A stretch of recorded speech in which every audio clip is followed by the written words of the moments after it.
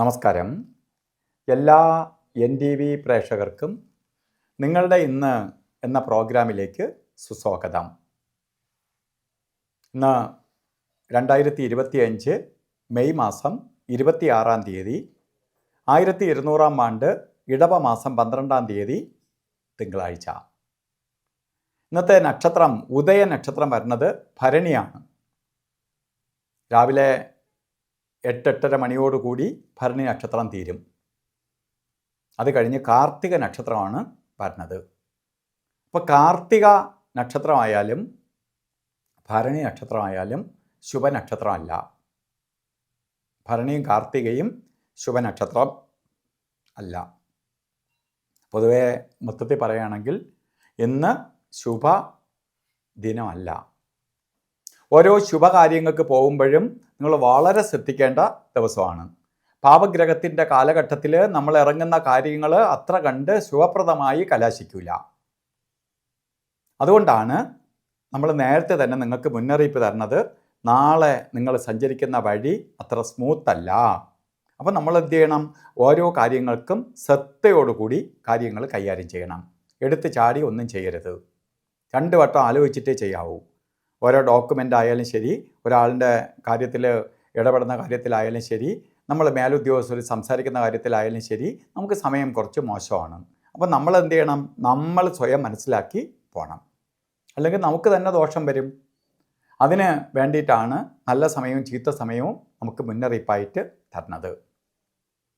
അതുപോലെ കാർത്തിക നക്ഷത്രം ബർത്ത്ഡേ ആയിട്ട് വന്നിട്ടുള്ളവർ, ഇടവ മാസത്തിലെ കാർത്തിക നക്ഷത്രമാണ് ബർത്ത്ഡേ ആയിട്ട്. കാരണം 6:30 നാഴികയെങ്കിലും ഉണ്ടെങ്കിൽ മാത്രമേ ആ ദിവസം നമുക്ക് എടുക്കാവൂ. 6:30 നാഴിക വരുന്നില്ല. അപ്പോൾ കാർത്തിക നക്ഷത്രമാണ് ബർത്ത്ഡേ ആയിട്ട് എടുക്കേണ്ടത്.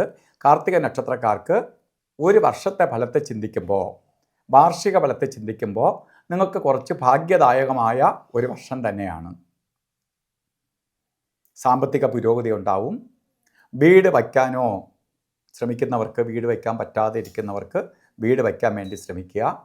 അതുപോലെ വാഹനം വാങ്ങാനായിട്ട് ശ്രമിക്കുന്നവർക്ക് നല്ല വാഹനം വാങ്ങാൻ സാധിക്കും. വീട് വിൽക്കാനായിട്ട് പറ്റാതെ ഇരിക്കുന്നവർ, നിങ്ങൾക്ക് വീട് വിൽക്കാൻ പറ്റും. അതുപോലെ വിദേശ യാത്രയ്ക്ക് ശ്രമിക്കുന്നവർ, വിദേശയാത്ര എന്ന് പറയുമ്പോൾ നാട്ടിൽ നിന്ന് ഗൾഫിൽ പോകാനാവട്ടെ, ഗൾഫിൽ രാജ്യങ്ങളിൽ ഇരിക്കുന്നവർക്ക് മറ്റ് രാജ്യങ്ങളിലേക്ക് മൈഗ്രേറ്റ് ചെയ്ത് പോകാനാവട്ടെ, ഇതിനെല്ലാം അനുകൂലപ്രദമായ ഒരു വർഷമാണ് എന്നറിയുക. അപ്പോൾ നിങ്ങൾ എന്ത് ചെയ്യണം? നല്ല പോലെ പ്രയത്നിച്ചാൽ നിങ്ങൾക്ക് റിസൾട്ട് പൂർണ്ണമായി ലഭിക്കും. റിസൾട്ട് സുനിശ്ചിതമാണ്. അതുകൊണ്ട് അതിനു വേണ്ടി ശ്രമിക്കണം. അതുപോലെ ഇന്നത്തെ ദിവസം നല്ല ദിവസമല്ല എന്ന് ഞാൻ പറഞ്ഞു. എങ്കിലും അതുകൊണ്ട് രാവുകാല സമയമൊക്കെ വളരെ നോക്കി വേണം ഇന്നത്തെ ദിവസം ഓരോ കാര്യത്തിന് ഇറങ്ങാൻ.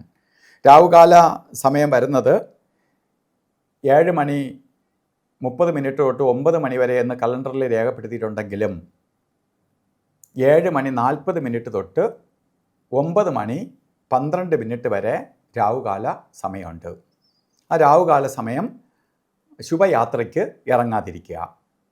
അതുപോലെ യമകണ്ഠകാല സമയവും ഗുളികകാല സമയവും എല്ലാ കാര്യങ്ങൾക്കും സൂക്ഷിക്കണം.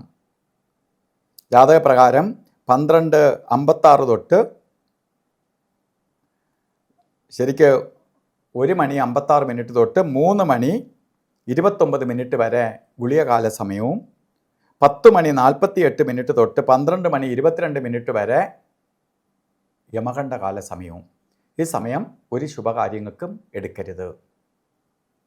അതേപോലെ തന്നെ അഭിജിത്ത് മുഹൂർത്തം ഇന്നും വരുന്നത് ശരിക്ക് 11:58 തൊട്ട് 12:46 വരെ അഭിജിത്ത് മുഹൂർത്തം. ഇന്നത്തെ ദിവസവും ഓരോ കാര്യങ്ങൾക്ക് ഇറങ്ങുമ്പോഴേ സമയം അത്ര നല്ലതല്ല എന്ന് ഞാൻ പറഞ്ഞു. എങ്കിലും കുറേ ദോഷങ്ങളെ കുറയ്ക്കാൻ വേണ്ടി വസ്ത്രധാരണത്തിന് ശക്തിയുണ്ട്. കാരണം പോസിറ്റീവ് എനർജി ലഭിക്കും. അതുകൊണ്ട് വസ്ത്രധാരണത്തിൽ വളരെ സൂക്ഷിക്കണം. ശരിക്ക് പേളിൻ്റെ കളറിലുള്ളതോ അല്ലെങ്കിൽ വൈറ്റ് കളറിലോ ഉള്ളതോ ആയിട്ടുള്ള വസ്ത്രധാരണം വസ്ത്രത്തിൽ ഉൾപ്പെടുത്തുക. ഇല്ലെങ്കിൽ ഒരു കർച്ചീപ്പായിട്ടെങ്കിലും ഒരു വെളുത്ത തുണി കയ്യിൽ കരുതുക. ഇന്നത്തെ ദിവസം അത്ര നല്ലതല്ല. എല്ലാവർക്കും ഒരു ദോഷവും വരാതെ പ്രപഞ്ച മാതാവ് സംരക്ഷിക്കട്ടെ എന്ന് പ്രാർത്ഥിച്ചുകൊണ്ട് നിർത്തുന്നു. നന്ദി, നമസ്കാരം.